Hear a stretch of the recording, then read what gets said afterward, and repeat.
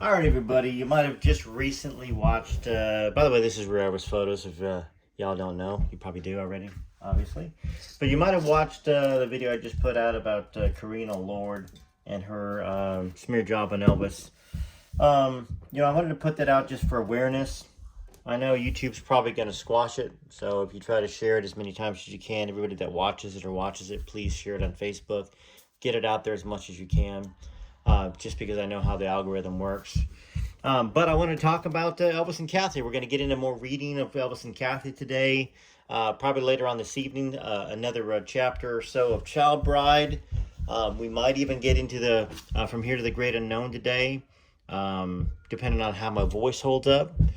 Of course, My Army Days with Elvis, some great stuff right there. Elvis in the Army. I think I read a little bit on that last video. Got the kids stomping upstairs, so hopefully you don't hear that. Then we are definitely going to, a little later on this year, read about a story Only a Brother Can Tell, The Faith of Elvis, Billy Stanley, see what's in there. And the big thing about this channel is that, people say, oh, you're making too much about Priscilla. I'm really not. This is all about Elvis as well. So Elvis and Kathy, stuff that we might not have ever heard before. Where we left off with this Elvis and Kathy book, Elvis had bought her a gun. And he said, I want you to have something so you can protect yourself. Then he presented me with a Colt 22 that really looked like a 38, an unusual gun. It's a big pistol. I'd really like to give you a little Derringer you can carry in your purse, but they're not safe. And they can go off in your purse, and they're not as deadly. So basically, Elvis gave her that gun to protect herself because of all the crazies that were trying to kidnap her and all the other coming into her house. Pretty crazy. And then when Elvis was trying to get out of the movies and do concerts, Colonel Parker, this was in the last chapter, so we're just kind of doing a small little recap. Parker brought a psychiatrist to Elvis, and Elvis told Kathy, Kathy, when I was doing those stupid movies, drove me crazy. I finally decided to quit, and the colonel had a psychiatrist come in and tap hammers on my head. I just had my feel of that shit, and all they thought I was crazy. So basically, he had to endure that about Colonel Parker. Then they had, the episode of the guys jumping on stage, trying to unalive him. And one of those guys was so powerful as a karate expert that his fists were registered on file with the police's deadly weapons. They were quick, but Elvis was quicker, and that saved him. Afterwards, Elvis was badly shaken and full of mystified surprise. Why would they do that? Why would they want to hurt me? I've never done anything to them, he said over and over. Why indeed? And before we move on with this, I want to say thank you for letting me know, hey, I watched this, I listened to this while I'm doing dishes or laundry, or my vision's not so good, and I appreciate you reading it. Those are things that keep me, I don't want to say on my toes, but kind of keep me doing this every day, because it's easy enough to slack off and not put videos out. It's all work. Even if you love it, it's still work, and work on the vocal cords, and I'm a singer, so the more I talk, sometimes the more worn out I am. Like yesterday evening, I went to bed and my throat was very, very sore. And of course, it didn't help that I was working yesterday as well, and I was on the phone for maybe 6 or 7 hours talking to the people I manage. Anyhow, let's get into reading here, and thanks again for sticking with me, Rare Elvis Photos, for liking, subscribe, and sharing these videos around, and watch as much as you can, because that's how the YouTube algorithm works. The more you watch, the more the video gets put out there. So if you can watch to the end, that's great. Commercials are going to pop up 5, 10, 15, 20 seconds. Please, I guess, watch them or skip them after a while, and that helps my channel. So let's go here. So there was a lot of attempts on Elvis's life, basically. And Elvis talked about this particular incident for weeks, and it worried all of us because he never quite got over this one. He constantly carried around their police records, showing them to us at every opportunity, saying, these guys aren't bad, they're double bad. He got so worked up about the whole thing that when he came down with pneumonia a short time later, some of us couldn't help but wonder if it was partly because of the frenzy he'd worked himself into over these guys that had attacked him. But I guess when there's another show to do, you can't worry for long that someone's tried to unalive you or that you have a life-threatening disease. As Elvis said, I just got a little touch of pneumonia. Nothing serious, Kathy. Of course, because the show was expensive to produce, the Colonel booked the largest auditoriums or gymnasiums available at the time, and they were always gigantic places to play, and the audiences were always loud and boisterous. But nothing can ever equal for sheer size or experience in Houston at the Astrodome. Now, I don't know whether Kathy's going to talk about this, but this is one of my favorite things to talk about Elvis. People like well, I already forgot her name, Colleen Lord or something like that, Karina Lord, where they try to say she's racist, that Elvis was racist and stole the black culture and appropriated it, and all this other stuff that they try to say about Elvis. She may talk about this, she may not. We'll find out. There were 90,000 people in the Astrodome the first time we played there. The Elvis show was only one part of a giant rodeo that day. Stop and think a minute about 90,000 people being enclosed under one roof. That is larger than the average American city, and when you're on stage there, you can't help but feel like a tiny ant. The Astrodome is so large that it even has its own weather and cloud formations inside the arena. I am not kidding. You can see clouds inside of this gigantic place. We were all amused on this particular day, especially Elvis, that his show was the 8th event in the rodeo. And it's funny, 8th event, January 8th. Elvis was very into numerology. That's probably why she mentioned that. I think the 7th event was calf roping. A Jeep carried Elvis out into the arena, and we followed him on a stage which was being towed by a second Jeep. And on that stage was Kathy and, of course, the Sweet Inspirations and the band. After we were positioned on the dirt floor in the middle of the huge arena, Elvis continued circling and waving to his fans. Performing there is never to be forgotten experience. That afternoon, we did our usual opening number. Oh, see, she rider. Oh, see what you have done. Yeah, yeah, yeah. All those girls. After our first number, there was not a sound of applause, not a cheer. Now, this is really disconcerting. Here are 90,000 people who have paid for their tickets, and they are not even reacting. We started our second number, a little baffled about our reception, I'll have to admit. And suddenly, as we were just into the song, there was a deafening roar, and we couldn't hear the band, the music, or anything else but people screaming. We kept on singing, and it finally dawned on me. The place was so big that the sound of their cheering took 7 seconds to get back to us on stage. Now, I know that's not correct. Not that I want to completely correct her, but I played in big places, and yeah, there's a 2-second delay. You finish a song, it gets to the crowd, and then the crowd cheers or says something back to you, and it takes another second. So I would say 3 seconds, 4 seconds perhaps, but who knows? Let's continue. Conversely, we were into our next song before the end of our last song had reached the audience. That went on all night long, and it took a lot of getting used to. Actually, I never got used to it. There's nothing worse than being in the middle of a song and hearing a roar from the crowd only to know that they were cheering for the song you had completed several seconds prior to the cheers. Well, Kathy, you wouldn't be in the middle of the song a couple seconds into the song.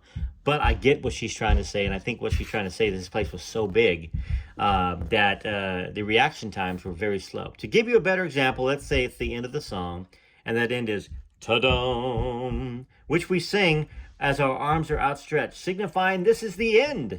Now, 3.5 seconds later, that ta-dum is finally reaching the audience, and 3.5 seconds later after this, their applause is finally getting back to us. In other words, there exists a 7-second time delay, and we are already into the next number. Now, that makes more sense. 3.5, perhaps 3, 2.5. It's all about the same. It's relative. You finish a song, you start the next one, and there's no applause. Had to be terrifying for Elvis. But besides this, everything went out and came back sounding like an echo. We had to watch the drummer since we couldn't hear him, which was quite different from what we had trained ourselves to do. We just had to cope with the strangeness of our own echo competing with the echo of the applause. It was all so odd. I wanted to run, just get out of that place, but then again, it was also so funny, I got tickled and struggled not to laugh. If I thought most of the audiences were wild, I couldn't have dreamed what the crowd in Niagara Falls was like. I redefined the word hysteria in my own mind that night. There were people crying and screaming, tears streaming down their faces. You could feel their intensity.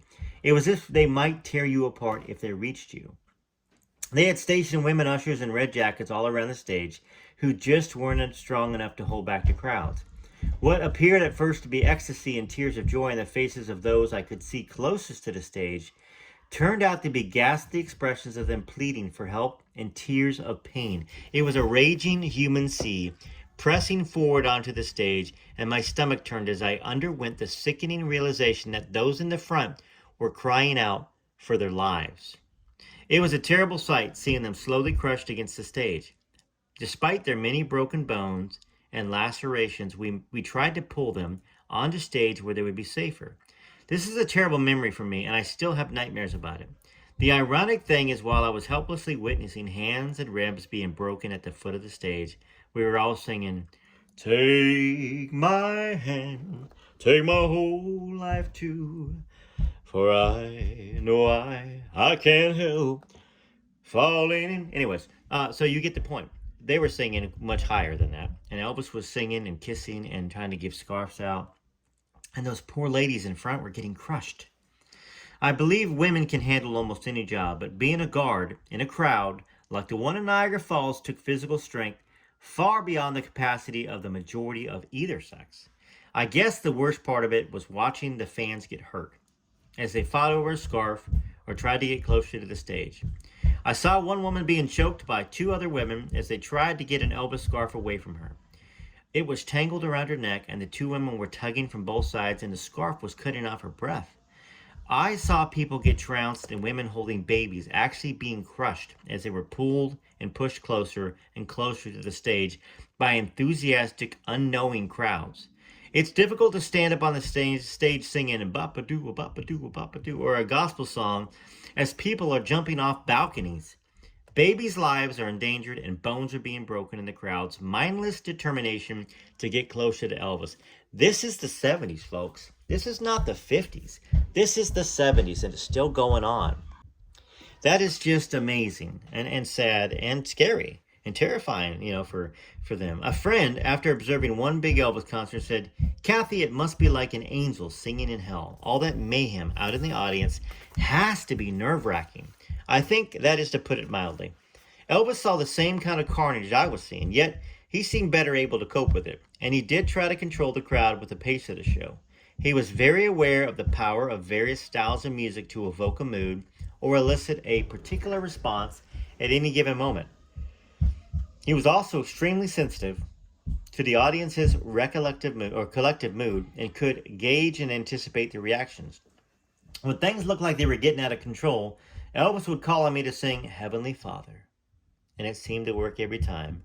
However, I will admit that there were times when I was singing a very nervous Heavenly Father. He would hand me the mic and say, "Kid, you're on your own," and then he would conduct the orchestra behind me. Elvis also controlled the show by passing out the scarves, which is something that came from his study of other religions. The Tibetan monks pass out colorful scarves as a way to greet friends instead of handshake. Elvis liked this idea and gave thousands of scarves away every year in all different colors, and fans went crazy trying to get hold of one. If Elvis noticed a crowd getting out of hand and there were people getting crushed in an area, he would toss a scarf to another section to move some of the crowd in that direction. That is amazing, Kathy. That is something amazing that you're telling us, Elvis fans. Elvis could see his fans getting hurt, and he sent the crush and the throng away from those people getting hurt so they could get out of there. That is love. That is the love of Elvis for us. I think if there's one thing you take out of this chapter, you got to take that away. You got to tell that story to everybody.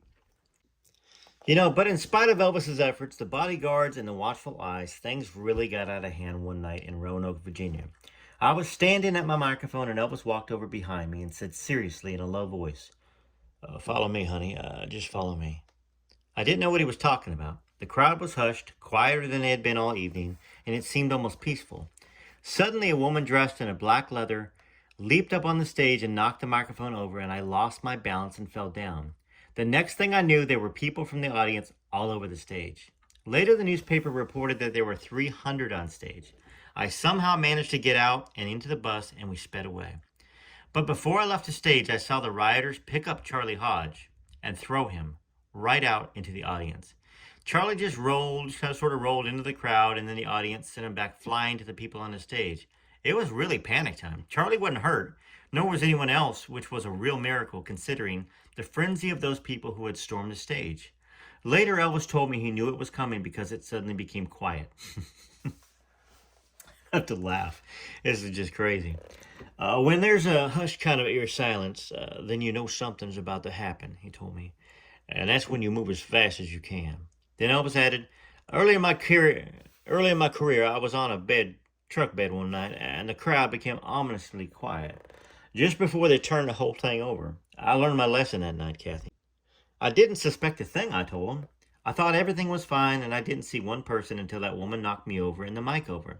When I turned around, there was a sea of people, and I was caught totally unaware. I know I tried to warn you, but you didn't understand. Next time you'll know and be ready, Elvis said. Well, I might know, but I would never be ready for scenes like that. I was really very calm when it was happening, but when it was over, I simply fell apart thinking of what could have happened to Charlie or any of the others who were really like family to me. From that time on, I was on guard more than ever.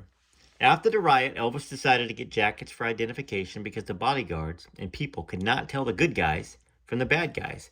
These made us feel a bit more secure. We had red nylon windbreakers for summer, and winter version resembled the high school letterman's jackets, red with black leather sleeves. Both jackets featured our TCB emblem with Elvis on tour emblazoned on the front. My summer jacket was so large 2 people could easily fit into it. I still have mine, but now I see the same jackets on people everywhere. I guess some manufacturer decided to mass market them. Probably Parker, huh? There's a particular power that certain individuals have. An ability to generate enormous amounts of energy to crowds, arouse their spirits, and raise them into a pitch of excitement. Once this level of energy is aroused, the cycle is completed, as it is all redirected again back at the originator. Elvis exhibited this power before crowds of up to more than 100,000 as they concentrated on his every movement. President Kennedy had it. So did Martin Luther King. This kind of energy was also transmitted by Hitler, who used it despicably. Elvis never used his power for evil. In fact, he was generous and giving to a fault, and truly loved his fans, and was grateful and kind to them. There were many politicians, by the way, who tried to use Elvis's power for their own gains, but while Elvis held strong political convictions, he would have nothing to do with these schemes. Elvis was primarily a strong conservative, but tempered with a compassionate liberalism. And that's exactly what I've always said. Elvis knows that you've got to be kind to those that are impoverished, and but you can't hold them down by giving them everything so they can never pick themselves up. And that was what Elvis believed there. Primarily strong conservative, but tempered with compassionate liberalism. He was patriotic to a fault and believed in giving back to his country a share of what it had been given to him. And I just want to say once again, this is not about left or right, Democrat, Republican. There's a place for everybody, and there's a belief system for everybody that should be accepted, I think. And the media is an evil media, in my opinion. I think it's run by the globalists. That's my opinion. And I think that they try to pit everybody against each other, and it shouldn't be like that. Elvis would not want that. So let's be kind to each other when it comes to the politics of things. Everybody has their right to feel one way or the other. He also thought, he even had the IRS prepare all of his income tax forms. He also thought it was very important to support the president, regardless of his political party. He was very well versed on current events and would discuss them endlessly, from such matters as the Shelby County Sheriff elections, to which bills were pending in the U.S. Senate, to international border disputes in the Mideast. Elvis was a very informed man and an avid reader. Elvis said to me in 1970, and it's as clear to me as it was yesterday, my mission in life is to make people happy. No heavy messages, no political speeches. He believed the more you gave, the more you received, and he certainly proved this theory time and time again. No matter how much Elvis gave away, more kept coming in. I think we can all be grateful that Elvis would never use his power for anything but for what he believed to be his mission on this earth. I was asked once in an interview if some crowds were more intense than others. I think the crowds in the South were more emotional. Of course, Elvis was from the South. In their eyes, he was one of their people. He belonged to them. In this land where I was born, early Lord, one frosty morn. Well, I love that song. That is Dixie. That's the South. Now hush, little baby, don't you cry. Love it. Let's see here. I'm getting out of myself here thinking about that song. He was a hometown boy no matter what town in the South we played. Elvis had a great rapport with the Southerners. He spoke their language, had lived their kind of life they lived, and sang the music that originated on their front porches. So it is no wonder the audiences in the South were more emotional. However, his foreign audiences were also pretty enthusiastic.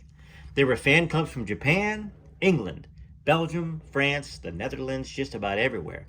Travel agencies would arrange for tours to the U.S. in order for people to attend some of these Elvis shows, which is why he didn't cancel shows if he could help it. Now, you have to realize that some of these people have been collecting Elvis memorabilia for up to 20 years, so this was the first time they had ever seen him in person. So after all that anticipation, they got overly excitable. When I try to dissect the phenomenon that was Elvis Presley, there are no borders or regional barriers. He was idolized in every part of the country, big cities and small towns, as well as in villages, and the metropolises of Europe and many nations in the Far East. He could not be categorized and filed away like most entertainers. He had a magic of his own that touched the poor, the middle class, and the rich. His image was singular, and his appeal was universal. He was Elvis. Some great pictures here. Our family in Abilene, Texas in '61. She is next to Daddy, right there. Steve Martin and me, a couple of cut-ups. Now, we know Steve had came backstage and met Elvis one time. I think maybe Steve was closing a show and Elvis was opening one. Great musician, great banjo player there. B.J. Baker, publisher, and with Elvis and conductor Billy Strange, pre-recording for the comeback special. Posing with Nancy Sinatra and Frank Jr. on Nancy's show at the Las Vegas Hilton in 1971. First row, fourth from left. Looks like Kathy's right there. Another tour begins and we start singing. I gotta apologize for my singing back there, by the way. I barely got a voice right now. And then Elvis singing with Kathy right there. It's a beautiful picture there. And singing more. And singing more. And singing more. Some great pictures of Kathy and Elvis.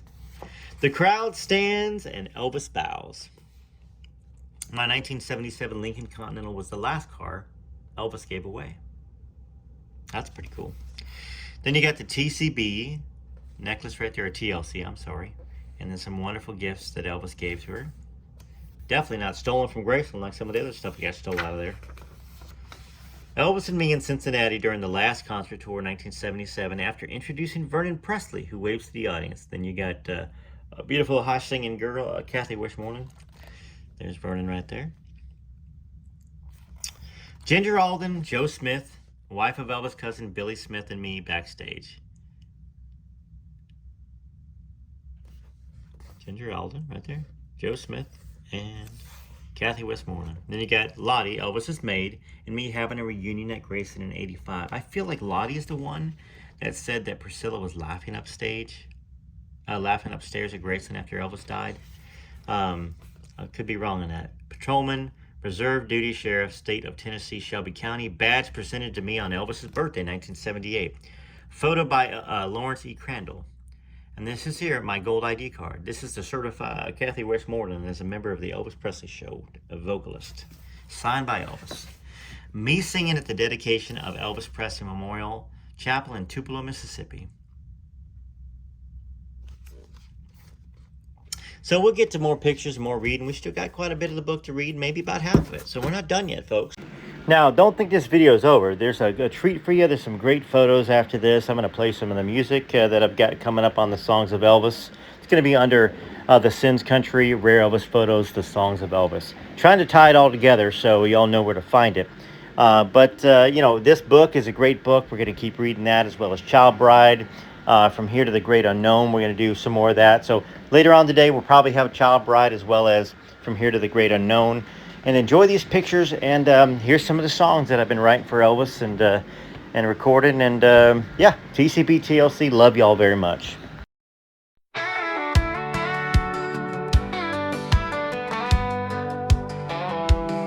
He was born in a shack in Tupelo, a healthy boy, but he lost his baby bro. He grew up poor, a dirt poor life. The only thing he had was a guitar and a bike. That was Elvis, born in 35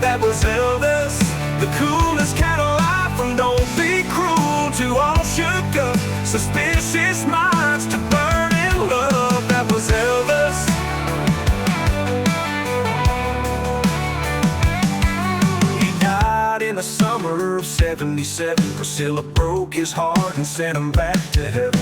He sang his songs for all to hear. American Trilogy still brings a tear. That was Elvis, born at 35, that was Elvis. The coolest cat on life, and don't be cruel to all shook up suspicious minds to burn in love. That was Elvis.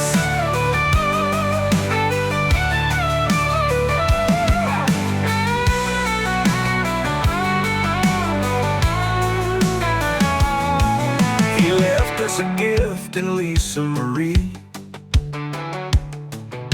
but now she's singing with Elvis in heaven's jubilee. That was Elvis, born in 35, that was Elvis. The coolest cat alive, and don't be cruel to all shook up suspicious minds to burn in love. That was Elvis, from that's alright to all shook up suspicious minds to burn in love. That was Elvis, Elvis, Elvis. That was Elvis, Elvis. That was Elvis, Elvis, Elvis.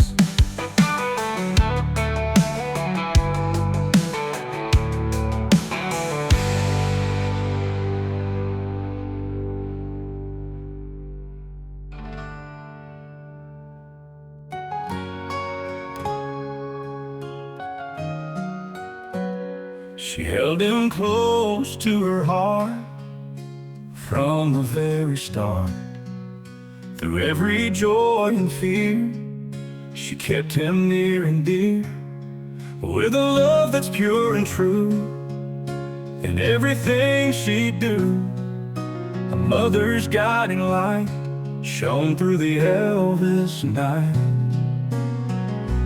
Oh, Gladys loved her son till her big old heart gave out. And there's no greater love than a mother's love.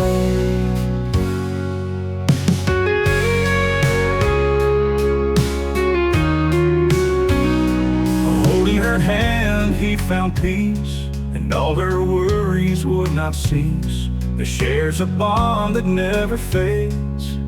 It loves me tender shades. Oh, Gladys loved her son until her big old heart gave out. And there's no greater love than a mother's love.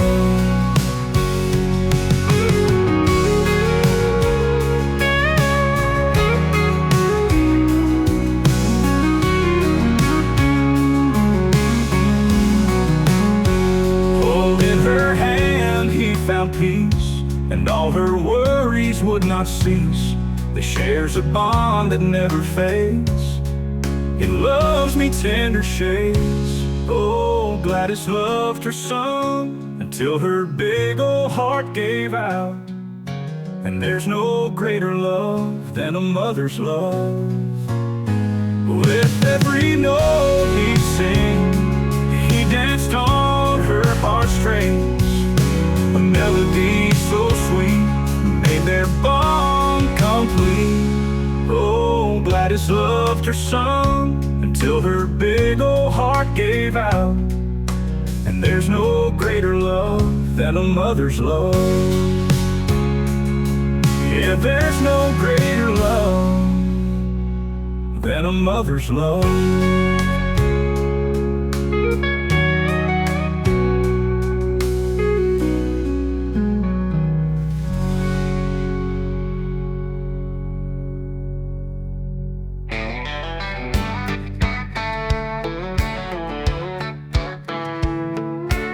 The king in his blue suede shoes stepped through the White House doors. The country was going down the tubes, Elvis couldn't be ignored. Nixon at his desk all stern, wondering what the king might say.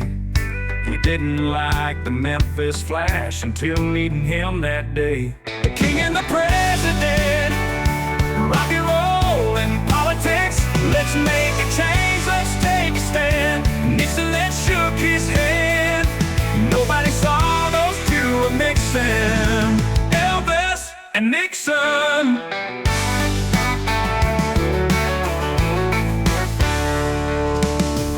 Elvis said with a serious look, I'm here to help with the youth. Let the real revolution begin. The badge was all it took. The king and the president, rock and roll and politics. Let's make a change, let's take a stand. Nixon then shook his hand. Nobody saw those two a mixing. Elvis and Nixon.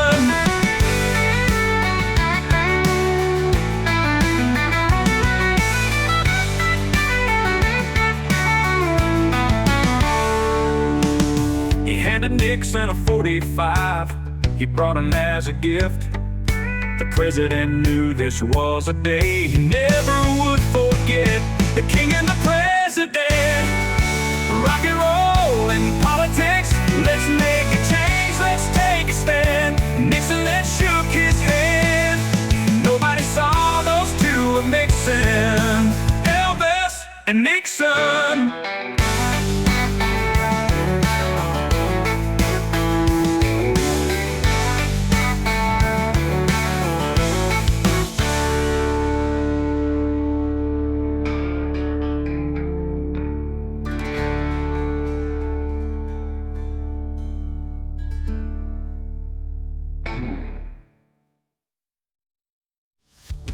The president, rock and roll and politics. Let's make a change, let's take a stand. Nixon then shook his hand. Nobody saw those two a mixing. Elvis and Nixon.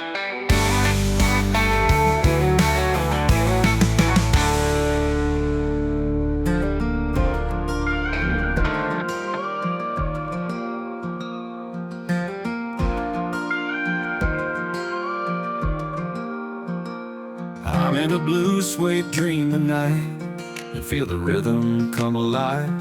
My heart beats to every Elvis song. On my turntable I turn on. Hound dog echoes in my veins. Jailhouse rocking through the years. We're all the part of him that red remains as we wipe away our tears. We say thank you to the mailman. Say our grace and our amens. Live our life in God we trust. Yeah, Elvis is alive in all of us.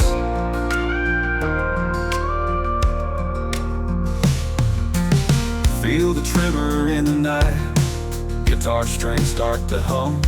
And the stars up there so big and bright as Elvis starts to strum. We say thank you to the mailman. Say our grace and our amens. Live our life in God we trust. Yeah, Elvis is alive in all of us.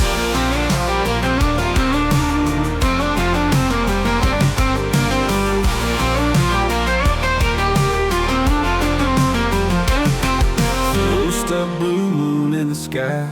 Can't help falling but don't wonder why. Elvis' spirit never dies in our soul. For all our lives we say thank you to the mailman. Say our grace and our amens. Live our life in God we trust. Yeah, Elvis is alive in all of us. Yeah, Elvis is alive in all of us.